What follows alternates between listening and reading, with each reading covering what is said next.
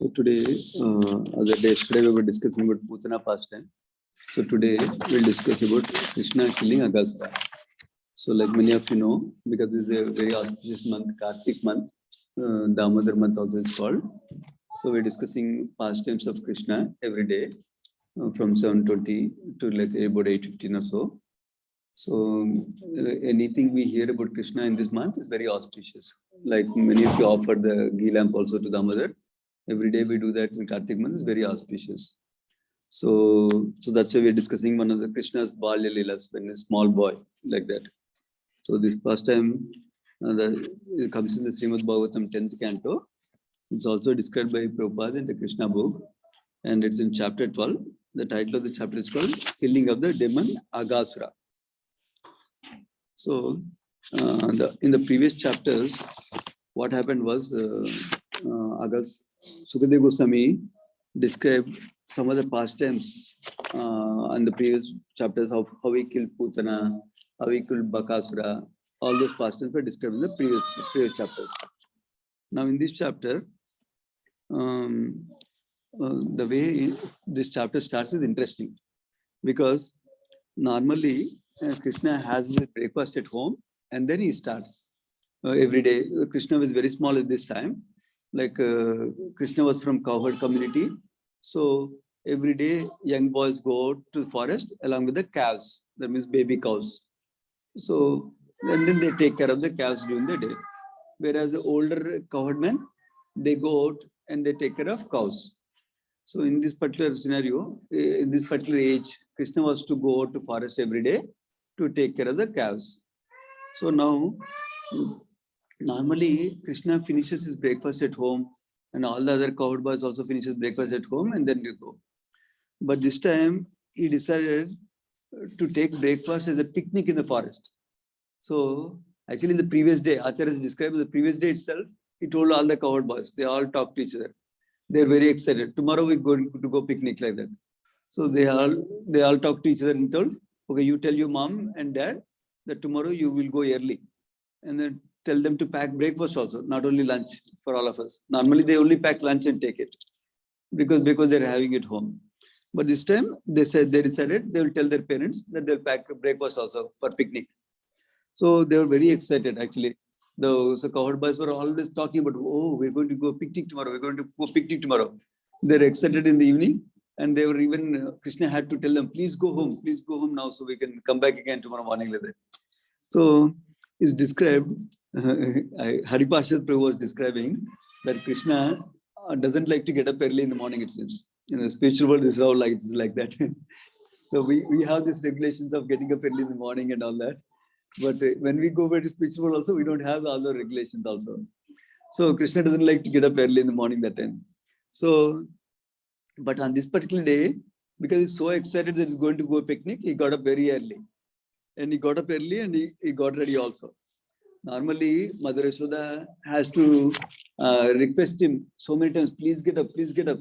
Sometimes she has to even lie to him that today's your birthday, get up. Then Krishna gets up and then he realizes, okay, Mother Yashoda tricked me like that. Then by the time he already got up, so he'll get ready like that. So like that, in this day, he was very excited. So he got up by himself now.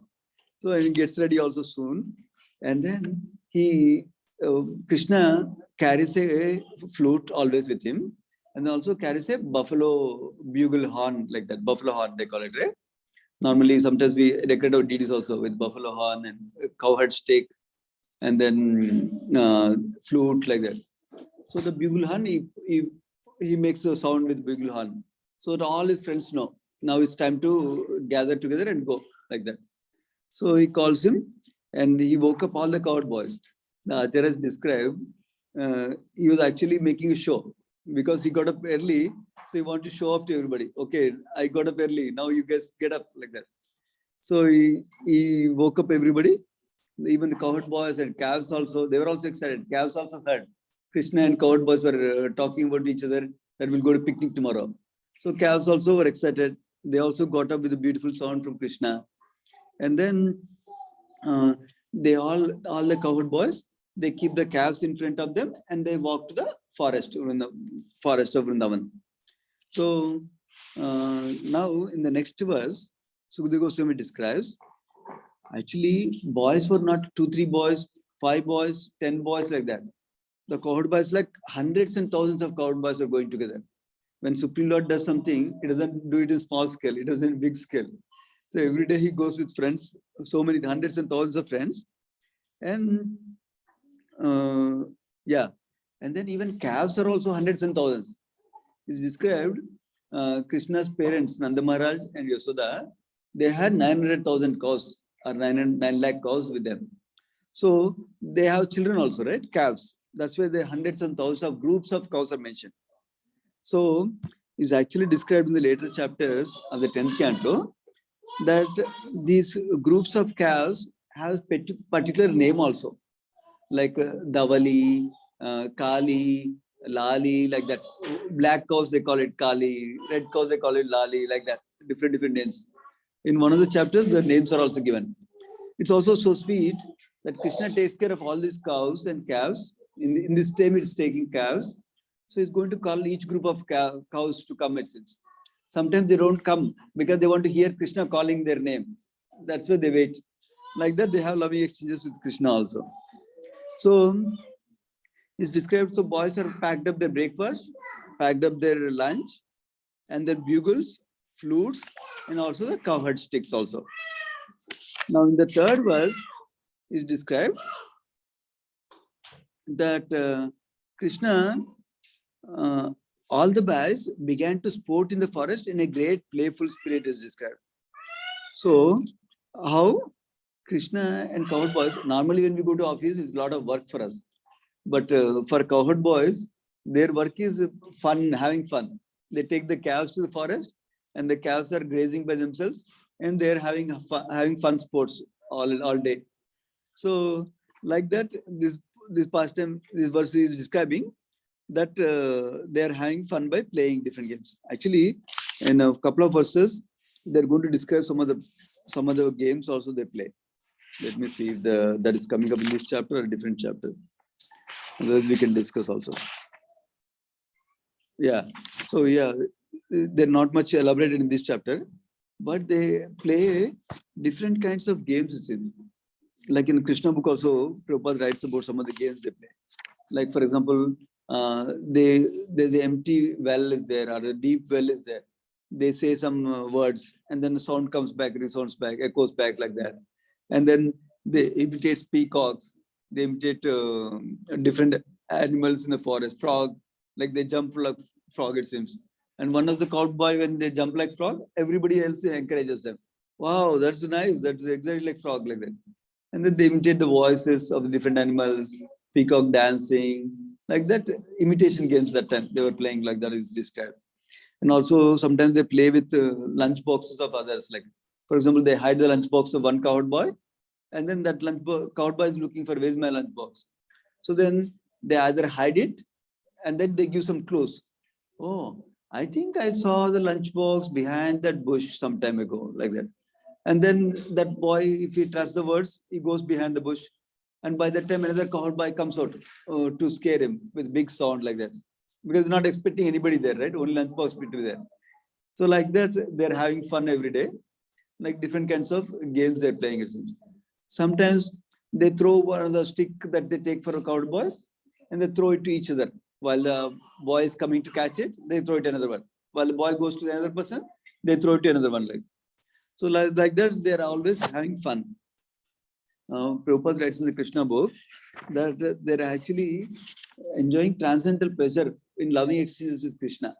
It looks like ordinary people playing, ordinary children playing, but they're enjoying transcendental pleasure because they're getting that, having that loving exchange with Krishna directly like that. So that's how the sports are described.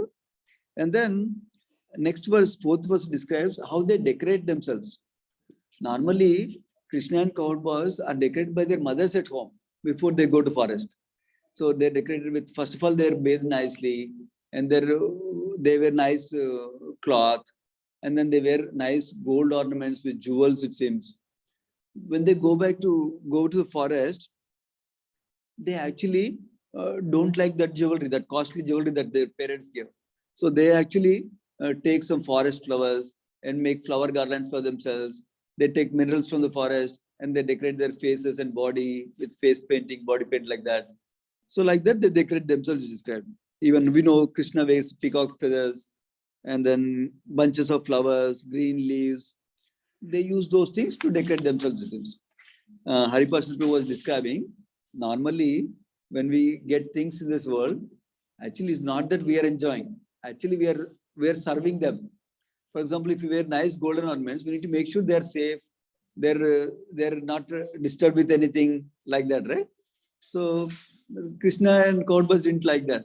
They just wanted to play with some simple stuff and have fun. So much play they do. They don't need to care about what's happening to gold ornaments like that. So in the next verse, text 5, yeah, this is the pastime of stealing lunch bags is described in these pastimes. And then next verse, 6th verse, yeah, this is another interesting one. So this one is sometimes, like generally, even ordinary people also, generally we have the tendency, sometimes we stay with lots of people around in a group. Sometimes we want to take a break, go to separate isolated place for some time like that. So similarly, Krishna would sometimes go to distant places to see the beauty of the forest like that. In this verse is described. Then the moment Kauravas realized that Krishna has gone a little bit far away, they all try to run towards him, it seems, and then touch him first. Then they're all asking, saying, Aham Purva, Aham Purvam. That means, I touch first, I touch Krishna first, like that. So in this way, they enjoyed life by repeatedly touching Krishna like that. So actually, in material life, when we have competition like that, somebody wins, somebody comes first, everybody else is sad. But in spiritual life, everybody feels that they came first, it seems. That's the difference between the spiritual world and here. So there's no limitation that only one person can come first. Also, generally, there's no scarcity of resources in spiritual world. Whereas here, there's only one position, one leader position, one first position. Bus has only limited number of seats. All the limitation is there. But in spiritual world, there's unlimited, no limit else actually. So now text 7 to 11 is describing that all the boys, this is describing some of the games, yeah, I was talking about. They're imitating buzzing sound of bumblebees, it seems. They're imitating the voice of cuckoo. And then they're imitating the flying birds by running. When the birds are flying, their shadow is falling on the ground. So they're running to catch that shadow, it seems. And they imitated the swan, beautiful movement of swans, ducks, and sometimes dancing of peacocks like we discussed. And they also attracted young monkeys, it seems. They imitated monkeys, it seems. They made faces like monkeys. Like that, they're basically having fun. That's the main point here in this verse and section. Yeah. So then, actually, Prabhupada writes in the purport. Actually, this is Prabhupada already writes this purport. We're fortunate. Prabhupada wrote this chapter purports also. So he says, when we become aware of glories of Krishna, and when we remember Krishna's glories, Krishna's pastimes, that's so we can become purified and become attracted to Krishna like that. And then that's why Prabhupada stresses we need to distribute Bhagavad Gita and srimadbhagavatam. So that way, people will surely get association of Krishna, even if not in this life, next life, like that. So in text 11, text 12 describes yogis might do so many austerities and penances for the whole long time, so many years like that, by doing different kinds of asanas, following different rules, prohibitions like that. But they may not be able to taste even a particular dust of Krishna's lotus feet, because they may not have devotion yet. But these Vrajavasis, especially these cowherd boys, are so fortunate that they're having personal exchanges with Krishna, playing with Krishna like that. So the Sukadeva Goswami is elaborating the great fortune of these boys or Vrajavasis like that. So now the entry of the Aghasura demon comes into the Leela. So Sukadeva Goswami starts to describe that Aghasura appears the great demon Aghasura. Agha is the name of the demon. Asura means demon, right? Agha is the demon name. So he came, and even demigods were waiting for Aghasura demon to be killed, it seems. So, but they had so much, demigods were fearful of Aghasura demon. So they were waiting for death of Aghasura. So then, but one thing is described in this verse, 13th verse, is that this Aghasura demon saw all the cowherd boys and Krishna were happily playing with each other. They're imitating all the birds like that we discussed, right? They're happily enjoying life. So this Aghasura demon was so envious. So he could not see the happiness that others are enjoying like that. So that's what is being described here. He could not tolerate the transcendental pleasure that is being enjoyed by cowherd boys in the forest, like that.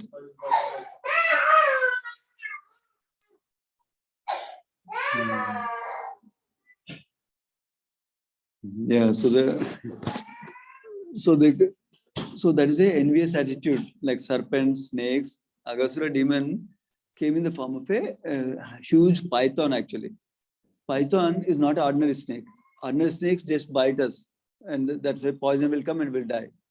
But pythons has a special characteristic that they swallow animals, birds like that, whoever comes, or even human beings sometimes, depending on the size of the python like that. So, Vishwanath Chakravarti Thakur indicates that that somebody may think, how come Krishna's pastimes are disturbed by demon also? But they could not. There's interesting phenomenon Vishwanath Chakravarti describes here. That is, actually, cowherd boys, if you leave them alone, they'll play all day long.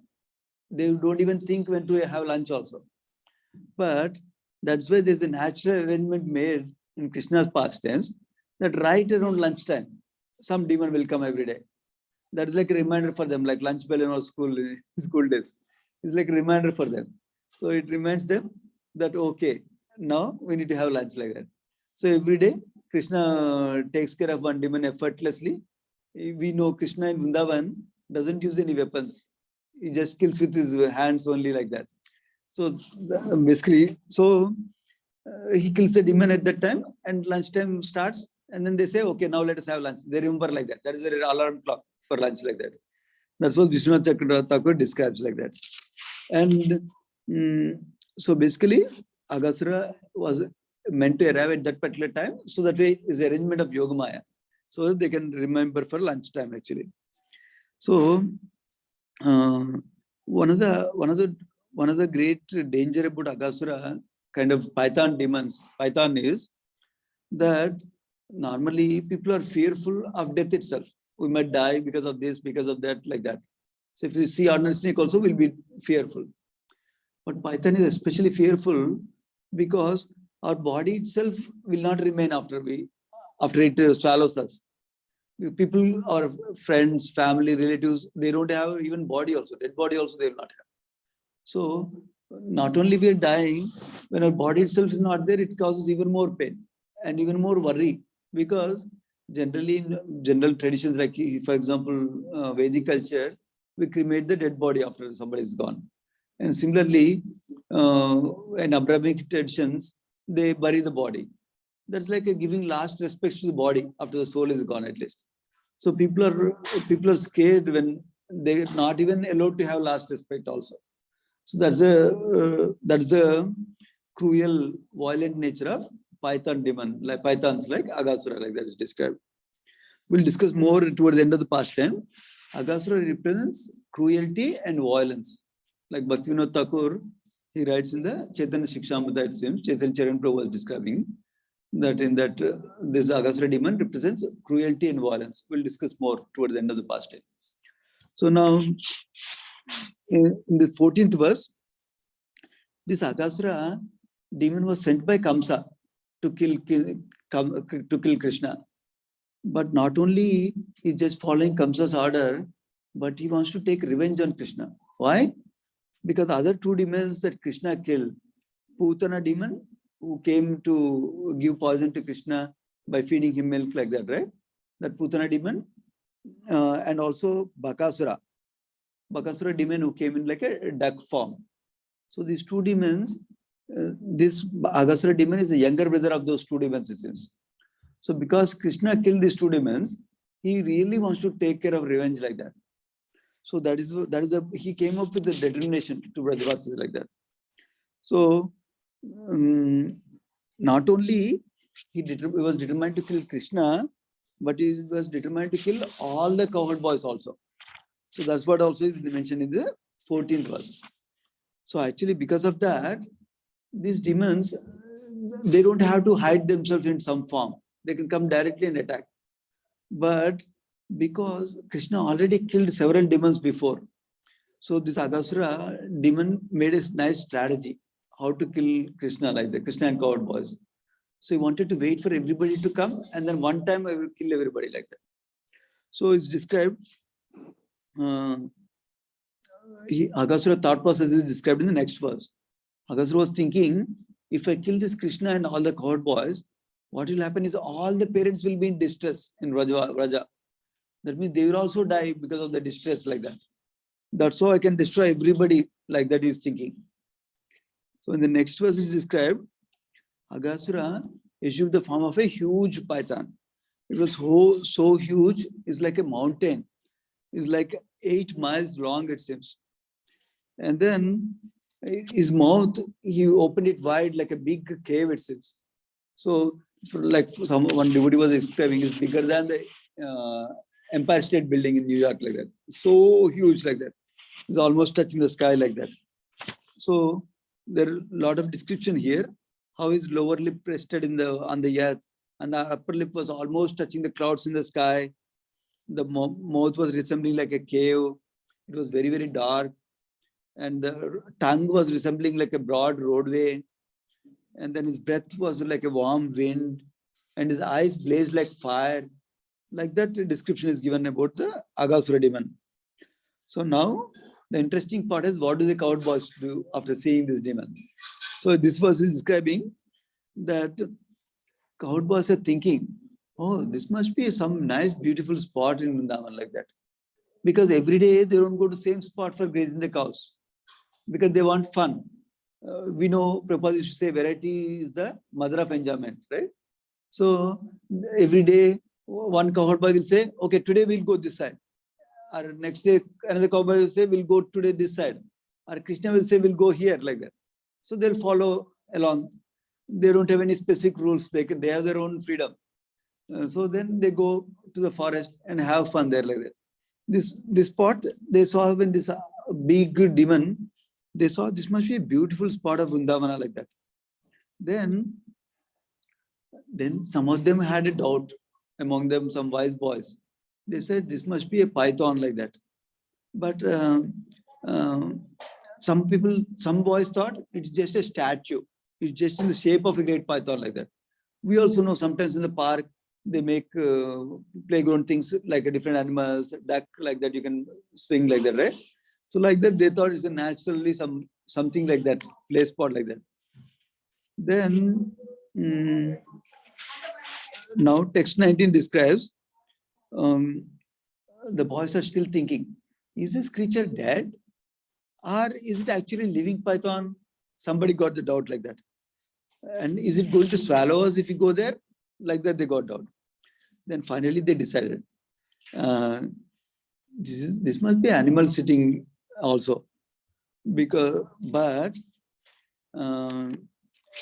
So actually, these cowherd boys did not have any fear, it seems. Because they're always with Krishna, they did not know about fear at all. Because they knew for sure, even if some danger comes, even if some demon comes, Krishna will take care of them. Because he just not took care of Putana, Bakasura, all these demons he took care of. So they understood he will take care of them. So no fear at all. So that's why many of them took it very light. They just wanted to have fun. Acharya has described, first of all, they're playful.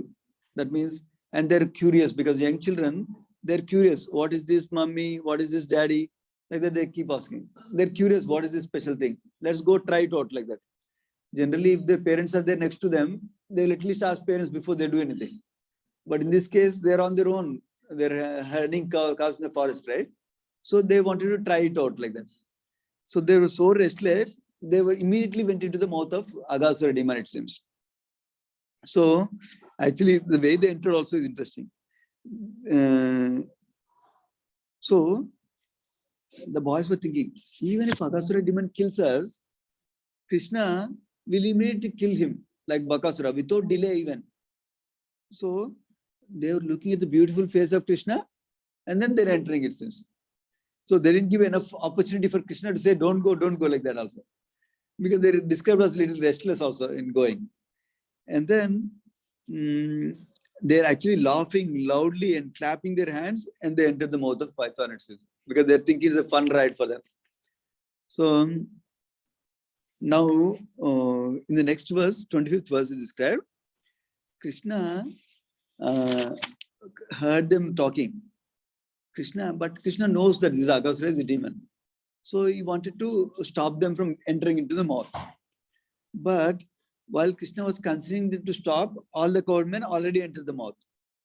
So, but the demon, remember, he kept the mouth open wide like this, right?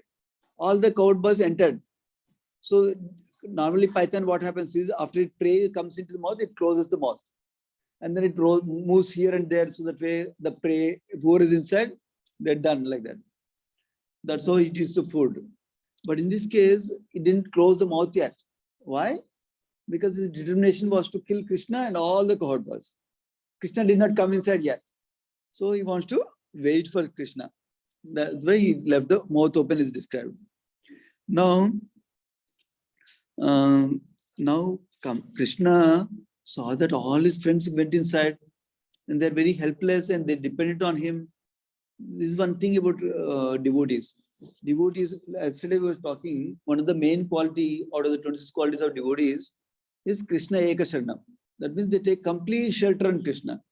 They don't think, okay, I will make sure my home is fully protected with security system. I'm 100% sure nothing can happen. Devotees understand, even if you do all practical arrangements from my side, still something can happen in this material world. But if Krishna's protection is there, no matter what anybody can try, they cannot harm me. But if Krishna wants to cause some harm for some reason, then nobody can stop it also.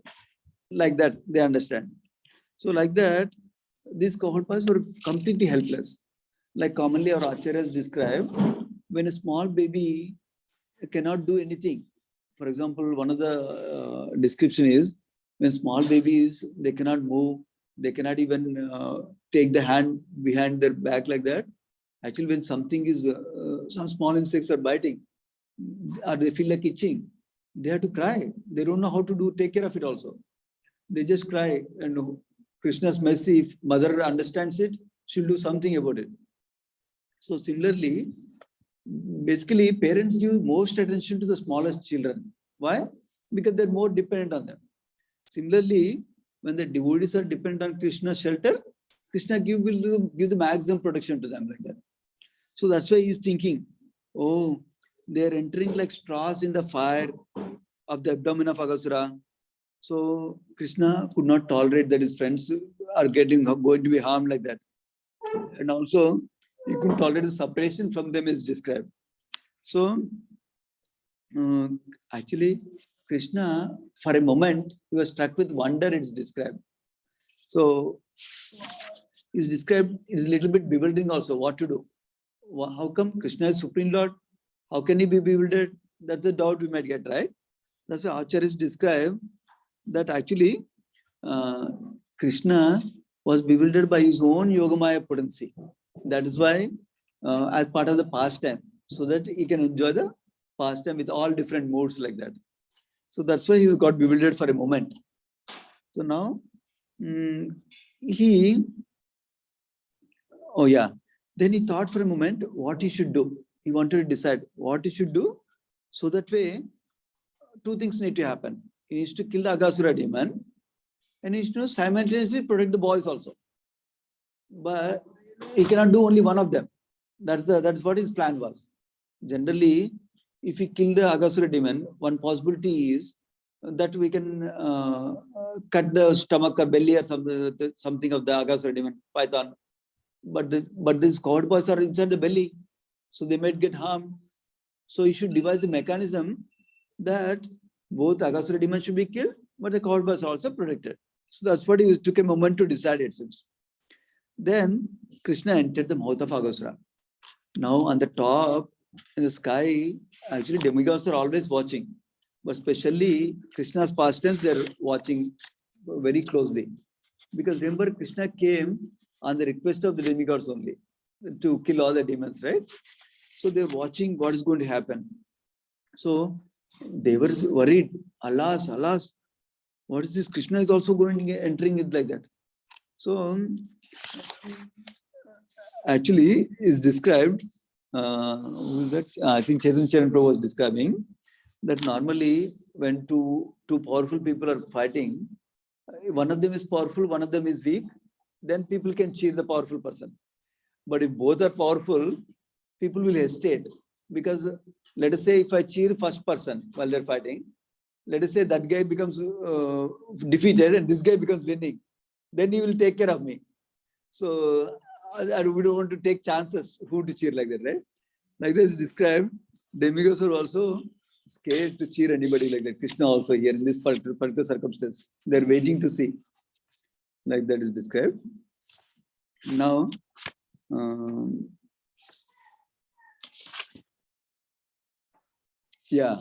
Krishna, after he entered, so what did he do? He, remember he was deciding what to do? He decided to become very, very big. So in the throat, while he was in the throat, he enlarged his size. Inside only. So then the demon, actually when Krishna entered, it closed the mouth.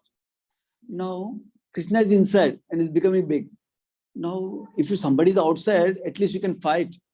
Now Aghasura demon cannot do anything because Krishna is inside and doing all this magic to kill him like that.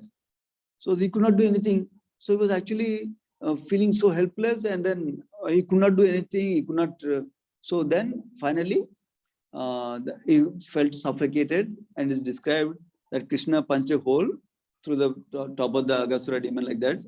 In one description that is given like that, and this says, it just says that Aghasura's soul left from the Brahmarandra. Brahmarandra is the Randra we have, all of us also have here on the top of the head, right?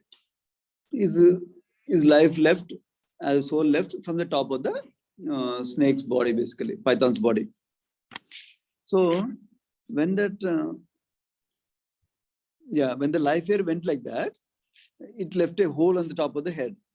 Then, actually at this time, Krishna, the cowherd boys, what happened to cowherd boys and calves who entered the Aghasura's mouth?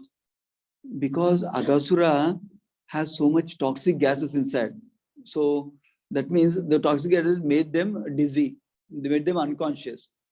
So that time, then Krishna just glanced at them. He looked at them with his merciful eyes.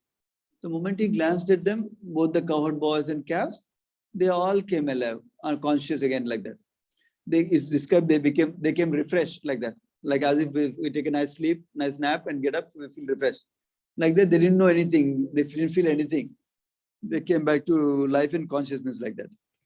So at the same time, this Aghasura soul that came out, because he is dead now, right? So it came out. Everybody saw a glaring effulgence coming out of the Aghasura's body, it seems, that illuminated all directions. And then it was staying outside in the sky till Krishna came out of the mouth of the Aghasura demon. So then, while all the demigods were looking, that the soul of Aghasura went into the body of Krishna, it seems. So, at one level, this appears to be like merging into the body of Krishna. That, remember, there are 5 kinds of liberation. One of the liberation is called Sahaja Mukti. That means merging into the body of the Lord, like that, right? So somebody may think externally that's what happened. But Acharyas describe, actually in this case, Krishna gave him a higher liberation called Sarupya Mukti. That means same form of the Lord, like that in spiritual world. So we can see the merciful nature of Krishna even for the demons. Like yesterday we were discussing about Putana also. Here also, unlike other forms of the Lord who kill demons, they might get liberation sometimes, it seems. But when Krishna kills a demon, they're guaranteed to have liberation. They'll have liberation. And not only just the first liberation of merging in the body, but they get the higher liberations also. That's only possible with Krishna killing the demons, it seems. That's a merciful nature of Krishna. Normally, this is a common topic. How Krishna is equal to everyone, but also favorable to devotees like that, right? So in that context, it is described. Not only is he equal to everyone, he's actually more merciful to somebody. Like demons also, he is giving more mercy. Even if he punishes a demon, even if he kills a demon, actually they're getting benefited. They're getting eternal life in spiritual world, which we are all struggling to get, right? So that's the other thing that is described in this pastime. So now, it's described toward the end of this chapter that when Krishna killed this demon, all the demigods were seeing from the top, right? Now they celebrated. They're playing musical instruments, they're singing, dancing, like that. They're celebrating like a festival. So then Lord Brahma, so the celebration is happening in the higher planets. So Lord Brahma also heard this celebration going on. So he came out to see what is going on. And he was astonished to see they're all cheering some cowherd boys like that. So actually next chapter describes what Lord Brahma does to test the nature of Krishna, how powerful is mystic powers of Krishna, like that. That is the next chapter describing about that. So the way this chapter ends is that the cowherd boys don't discuss this pastime for one whole year. Then only they discuss. The secret is discussed in the next chapter. Why is so? Because Parishit Maharaj catches that attentively. And then he asks the question. That's when he discusses the pastime. So, yeah. So that's how this pastime ends there. So I want to discuss one last verse, 43rd verse I'll discuss, and then we can discuss some lessons from this pastime. So the 43rd verse describes, "O Lord, my spiritual master," Parishit Maharaj is speaking to Sukadeva Goswami. "With the lowest of Kshatriyas, we're glorified and benefited because we have the opportunity of always hearing Krishna Katha. That is why we are glorified." So he's glorifying Krishna Katha like that. So, finally, the way the Acharyas describe some lesson. Remember, I told you that Bhaktivinoda Thakur describes in a book called Chaitanya Shikshamrita, and also another book he was telling, Chaitanya Charan Prabhu, both from Bhaktivinoda Thakur. He describes each demon that Krishna is killing represents something. So what is the something? Here, this Aghasura's demon is representing cruel and violence. It seems cruelty and violence. So generally, most of us have emotions of anger, for example.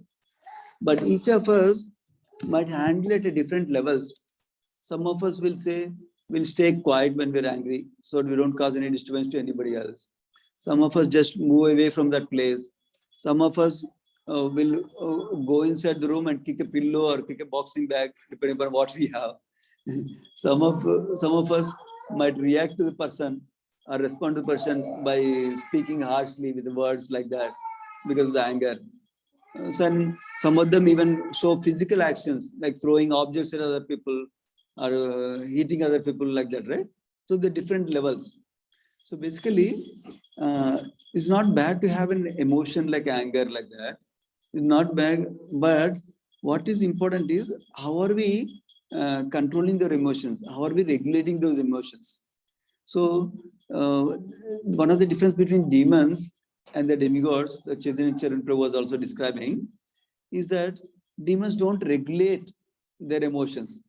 So they'll act it out on their emotions like that, without any boundaries. Whereas we keep certain boundaries for us, like we discussed. Each of us can have different boundaries. We keep different boundaries, so that way we don't go into cruelty and violence so much like that. So now, again, this cruelty, violence can be different degrees we discussed, right? So as practicing devotees, we can also consider, am I being cruel? Am I being violent in some way? Like that we can also consider. Charan Prabhu was describing one such circumstance, for example. This is just for contemplation. There can be many scenarios in our life, but this one thing, at least we're not grossly violent. Usually devotees don't kill animals. Devotees don't eat meat, fish, like that kind of things, right? At least we're grossly not violent. But how we could be violent is usually verbally. We hurt other people's hearts just by using wrong words at the wrong time, and when the person is in the wrong circumstance also sometimes, like that. So that is one way we can harm other devotees in our relationships. Other devotees or other people in our life, for that matter, including family members. That's one way we can be cruel. So that we should watch out for. Another way is when we are preaching, we might think that we are giving them higher knowledge. We're elevating their consciousness. We're giving them a better picture. We're giving them Krishna bhakti, knowledge about Krishna bhakti, we might be thinking. So intention may be good, but we should be careful in sharing the Krishna consciousness with others, especially by seeing how other person, what is the position of other person right now? What is their main shelter for now, right now? And then from which position they are coming? We need to pay attention. We need to be sensitive to that angle also when we're sharing Krishna consciousness with others. No doubt Krishna bhakti is the best, but still the other person may not be ready to hear that whatever they're following right now is not good. So Chaitanya Prabhu was giving a wonderful example to illustrate this point. Let us say somebody has a torn blanket and that's all they have, and it's cold winter. So one approach is we can say, oh, that is not protecting you. Take it out. I'll give you a nice blanket to you. That's one approach. That is the first way telling, take out the whatever little blanket they have, take it out. Then we want to give a nice blanket to warm up. Other approach two is we can first give them a nice blanket to wear. Then they'll feel this blanket is warm for me. Then they'll naturally realize this other torn blanket is not helpful for me anyway. So they'll naturally take it out like that. So with this example, we're sharing, for example, many people are cheated in this material world, meaning they think they're following a wonderful spiritual personality. They're thinking they're following the wonderful process. But unfortunately, they get into the wrong process, who may not be bona fide, who may be teaching wrong things, who may be teaching something to get their own material, with some material motivation to get money, fame, like that, right? So that may be their situation. So if we directly attack saying that the teacher you're following is useless, the teaching you're following is useless, then it's like taking away that torn blanket for them, which is their only shelter right now. If we take away that also, they'll run away. They'll not come back. Instead, what we should give them is the positive experience of Krishna bhakti. Actually, most people don't get convinced by understanding the knowledge about Krishna. Most people want to experience Krishna bhakti. So we give them the experience by encouraging them to chant the holy name, by encouraging them to come in the association of devotees, by encouraging them to come to the festivals and celebrate with us, sing and dance with us, have nice prasadam with us. So that way, we should attempt to give an experience of Krishna bhakti to others. When we give the experience of Krishna bhakti, it's like giving a new blanket. Once they understand this new blanket is warm, then they will automatically, slowly get rid of the old torn blanket. So similarly, they will realize the wrong teachings they're getting, not true quality of the teachings they're getting, like that they will understand. So that is one lesson we can implement in our life by understanding this mentality of cruelty and violence, how we can also regulate in our life. In fact, many social regulations and spiritual regulations also help in this aspect, how to regulate our emotions to a contained level so that we don't blow up disproportionately like that. So now this is at external level. It's easily said than done, right? All of us know certain emotions we want to control, but it's not so easy to control emotion. So what will help us is the practice of bhakti itself. Bhakti is such a wonderful process we got that just by practicing bhakti, by regularly chanting, regularly hearing Krishna Katha like this, then regularly reading scriptures, doing deity worship, this different process of bhakti, when we do engage in them, right? That itself gives us the strength to not succumb to the lower emotions. How? We commonly hear, right? From first canto, second chapter also we hear that lower modes are getting away. That means passion and ignorance are getting away. Anger, where is it coming from? Lower modes, passion and ignorance. So even the outburst of emotions with the negative emotions coming because of the lower modes only. The moment we are going to mode of goodness, we are calm and peaceful and happy always. And as bhakti, as we practice bhakti, we are actually going beyond the modes. So that means that is one nice way. Just by practicing bhakti more sincerely, more seriously, we can overcome so many negative emotions without even knowing actually. So that is one thing we can understand. Second thing is, we also make an endeavor from our side, because we understand if I'm angry and if I'm act out, if I hurt somebody with my words without make control, then Krishna will not be pleased, because everybody is Krishna's children only. And if somebody is practicing devotion service, Krishna is even more inclined towards them. So when we understand, our whole bhakti process is what? Anukulyena Krishna Anushritanam. We have the bhakti rasamjas in the verse, right? Anya vilasata sunyam jnana karmadhanavritam anukulyena Krishna Anushritanam. So the central practice is to please Krishna. But if I'm doing chanting all my rounds, I'm hearing, I'm following 4 principles, but I'm talking not nicely to others, then I'm actually not pleasing Krishna. So that is the main thing I'm trying to do. So as we grow in bhakti, this wanting to please Krishna becomes stronger actually. Then with that motivation, with that driver in the front seat, then we'll also want to develop nice qualities also, like being calm, peaceful, not hurting others, like that. So that is our portion endeavor we need to do. Like in Damodar Lila, we hear about how when Mother Yashoda was tying Krishna with rope, right? The 2 fingers too short. One finger is described as our endeavor, and the finger is described as mercy of Krishna. So this way, when you first of all, it starts with the desire. When we make a desire that Krishna, I don't want to act like this. Please help me to control like this. Then with the desire itself and making some endeavor how to deal with that circumstance, Krishna will give his mercy, and then we can overcome the qualities, bad qualities also, like that. That's another way, practical way. Devotion service helps us to develop nice qualities like that. So those are few aspects from this pastime, Aghasura pastime, that it represents cruelty and violence. Actually, is described just by hearing this pastime also, we'll get purification also. So that also helps in overcoming this anarthas in our heart. In fact, when we have the 9 process of devotion service, Shraddha, Sadhu Sangha, Bhajana Kriya, Anartha Nivriti, then Nishtha comes.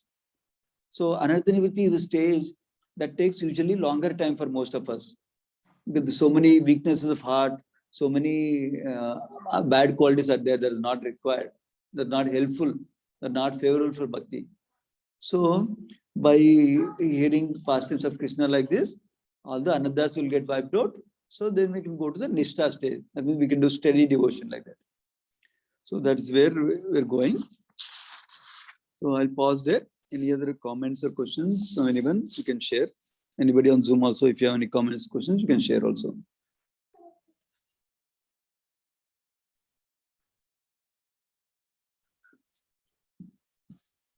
Okay, so we can end here then. srimadbhagavatam ki jai, Srila Prabhupada ki jai.